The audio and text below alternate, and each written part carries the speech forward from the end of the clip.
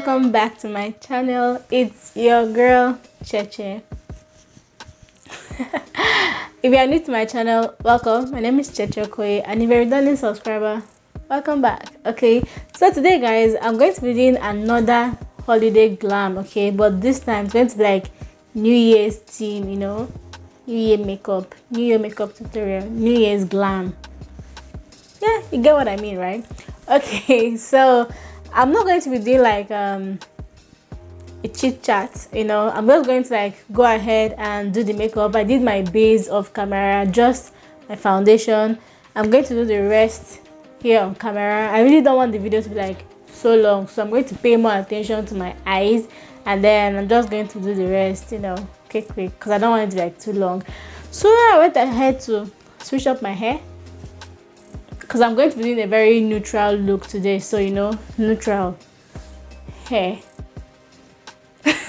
Before you start watching this video, don't forget to subscribe to my channel and like this video, okay? And yeah, just keep on watching. What is wrong with me?